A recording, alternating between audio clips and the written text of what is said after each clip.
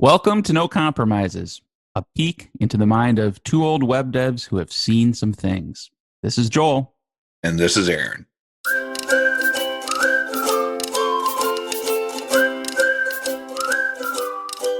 You and I were recently discussing I'll just call it a situation, less than ideal situation, dealing with a third party on one of our client projects where they were doing some design work and had to supply us the graphics. And what we thought was, I guess, a simple request, which is like, hey, can you give us those graphics like in a web friendly and ready to use format? And we're on like revision 3 right now, and we're still kind of struggling to get what we need.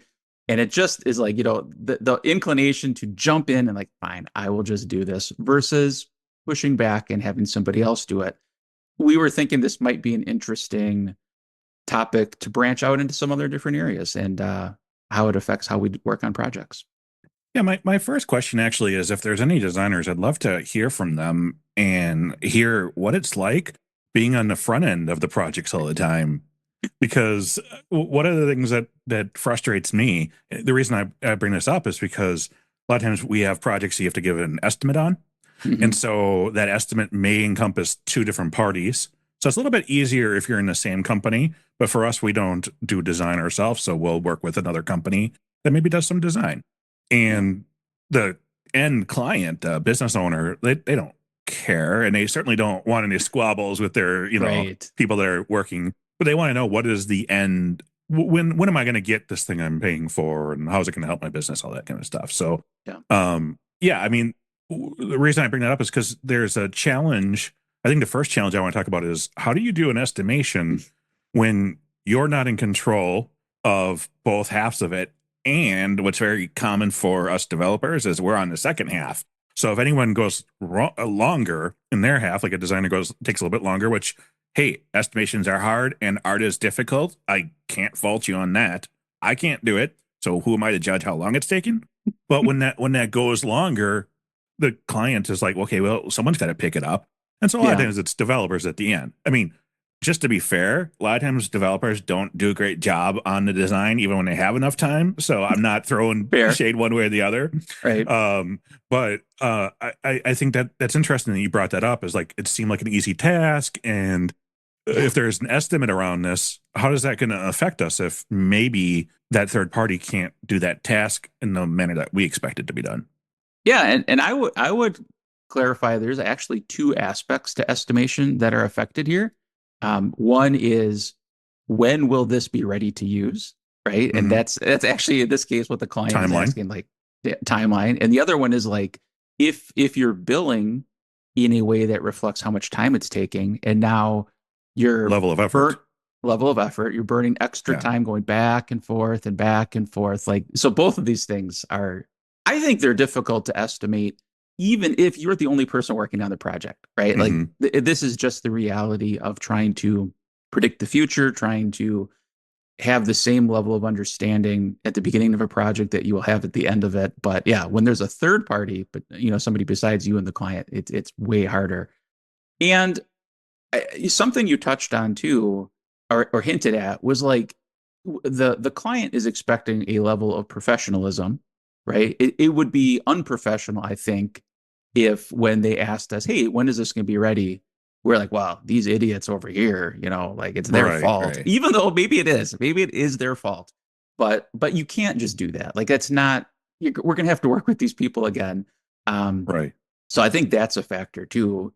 But then there's also the reality of like, how do you set expectations? Well, I think the expectations is kind of where I was wanting to lead us next is I can take, this is difficult as but I can take some blame, maybe expectations. We didn't set the expectation either. There's a lot of assumptions that go around, right? Yeah. So I guess it seems like a normal, safe assumption for me to say, I assume that given the split and the amount of time and duration or whatever, when I am responsible, my measurement of like how this is going to work is going to be different than the whole projects. I mean, that's the first concern I have. Sure. It's like when you were like in elementary school and one kid messed around and the whole class had to stay in for recess. I That's was right. like, Yeah. I don't know what this is doing. I suppose it was supposed to be some sort of pressure on that person, but all that's going to do is like, now, I mean, it just made me not like them. It didn't make them Right. change their behavior. Yeah. Um, but no, I went on on a tangent here. No, I think it's a good tangent because you're facing the realities of the situation. And the thing I will, you just took a little blame on yourself. I'll take a little blame on myself. In this particular case, they sent us the files and I didn't even look at them right away because I'm like, well, I'll look at them when I'm ready to work on it. Right. And there was some Me time too. elapsed between when they sent it and when I actually looked at it. And I could have maybe shaved some days or even a week off of the delay by looking at it right away. And that so lesson learned is don't just assume the graphics will be what you need. Actually vet them and spend a little time. So if there is some back and forth, you just tackle it right away. There's a very delicate line that I think we try to walk to, which is what is the expectations of our responsibility in the project compared to a third party's, Yeah. and where do our boundaries lie with getting the service out of that third party, even though maybe it Yes. isn't necessarily our contracted resource. So, at some point you have to say, well, your contracted resource, which I did not pick, is dropping the ball, and I can no longer save you. So Yeah. there's those difficult conversations to have. But then there's also the boundaries of like, if you say you're going to do this thing, we're planning on delivering our portion of it. We're not going back to Right. you and saying, please stop doing so many designs because I can't code them.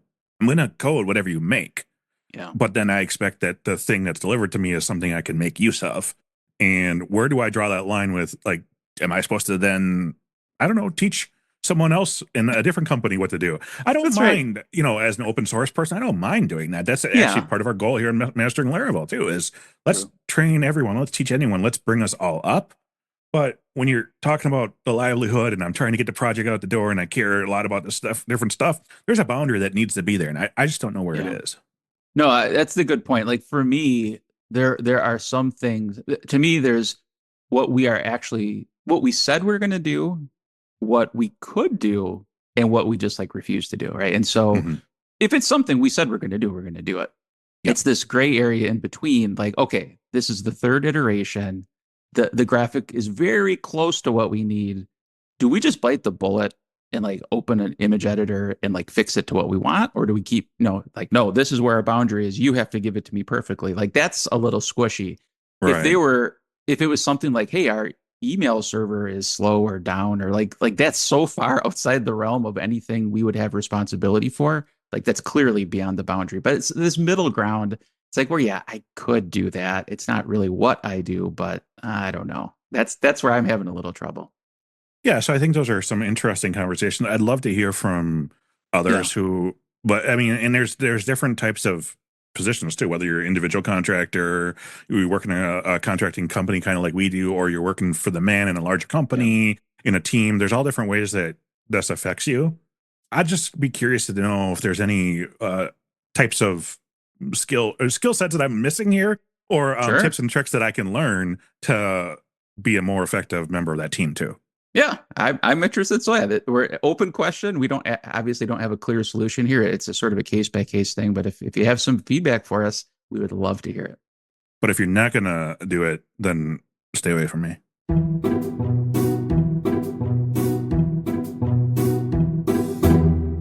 So I have a number of air purifiers around my house, Okay. and one of the things they do is they sort of indirectly alert you when you're cooking something that has a lot of particles in the air, right? So if you're like Ooh. making a steak or something like that, and it gets like in the air, you can smell it. It's great, but then the air purifiers are like, oh, there's so many different molecules, we got to speed up, right? All right. The other day, I tried a different way of preparing some vegetables. I tried roasting some broccoli, but Mm, I didn't oil it enough, and I didn't put it on high enough heat, so it ended up kind of steaming. okay. And then I took a walk. And so when I came back in, I was like, what has happened in here? Oh, it's horrible. It smelled so bad, just the worst. Like someone had some bad gas. And I could I walk mean, up it the is broccoli. stairs. Well, I walk up the stairs and all the air purifiers are like on maximum, and they're like, whoa. Yep. I'm like, what is going on? And yeah, it was just basically steaming broccoli in an oven is worse than cooking a steak in cast iron, I found. Good to know. Yeah. as developers, we really care about the products that we build, but I'm colorblind and Joel can't draw, so we're always looking for a good designer. So in this case, if you can help us, get in touch. We're at masteringlaravel.io and just use the contact form if you're a designer that's looking to work with somebody.